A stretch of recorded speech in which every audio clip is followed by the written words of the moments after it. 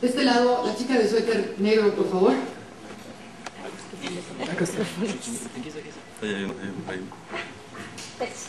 Hola, Will. Alba Ramírez, sin excepción.com. Bueno, sabemos que esta película va a mover muchas emociones. Va a mover muchas emociones de tristeza, de esperanza, de miedo. Pero realmente ustedes, ¿qué emociones quieren transmitir al espectador? ¿Y creen que las hayan conseguido reflejarlas realmente? Yes. You know, Keith and I, we've been probably 5 years now, 6 years now, whenever iRobot was. We've been really spending a lot of time trying to conceptually figure out how we want to make movies, what we want to do, what we want to say, how we want to say it, and the idea of emotion is primary. That when people come into the movie theater, they come in to see a film that we've created, and we want people to feel.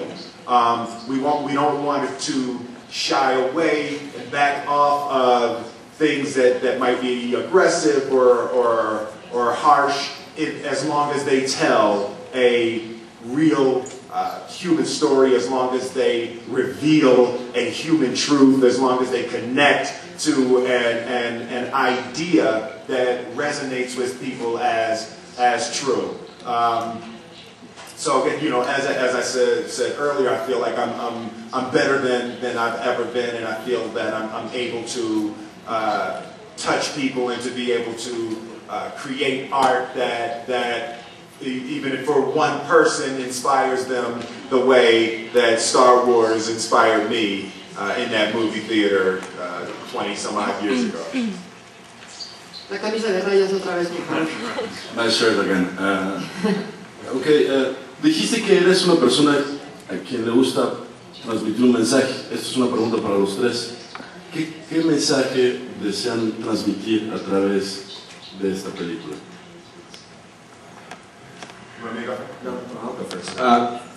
For me, I think what was always really important to us in working on the story was the idea.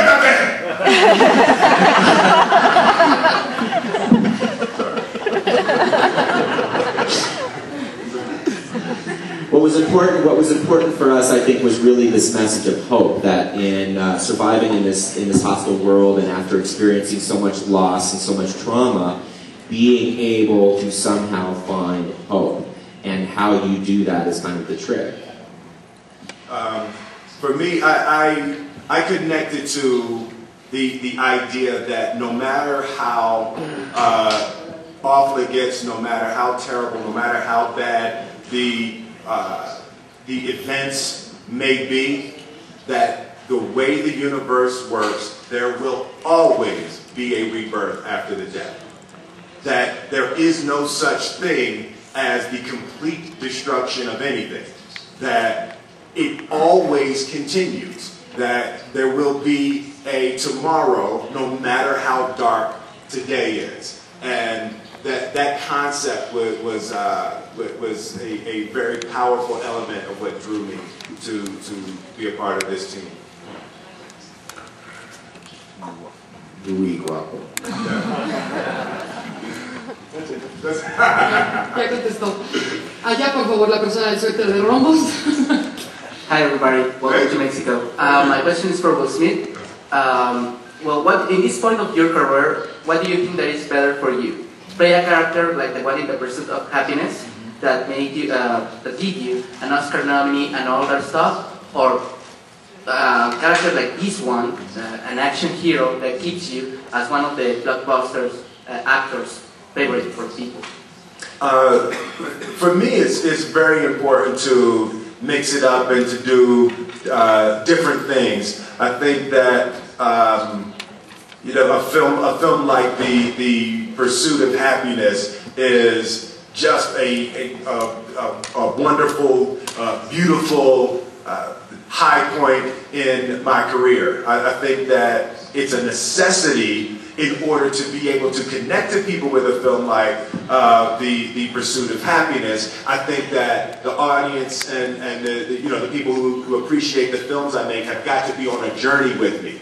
And I just think it's important not to stay in one place. I think it's important to expand and to do different things. And the beauty of science fiction is, with a science fiction film, all of the messages and all of the ideas are hidden behind really beautiful pictures and concepts and experiences. There's really visceral experiences, but there's real symbolism and metaphor that that are easily created in science fiction. So I don't look at the films differently myself. When I look at The Pursuit of Happiness almost identically as I look at I Am Legend, but I do know that there's a different way to connect with the audience. There's different audiences, there's different people. There's, you know, The Pursuit of Happiness will play in some countries that I Am Legend won't,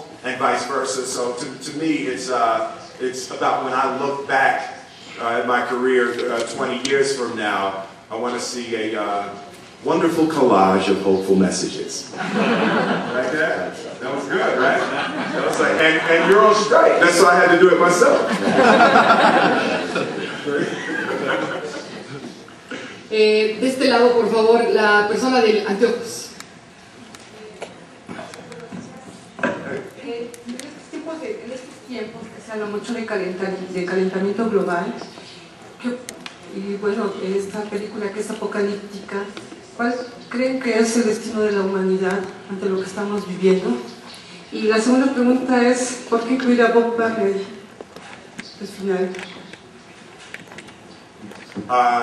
So I'll go with the easy question first, the Bob Marley. I was Googling one night before we started shooting. I was Googling I Am Legend to see what was online, and the Bob Marley Legend album came up as the first one. I was saying that, you know, that's one of my favorite albums.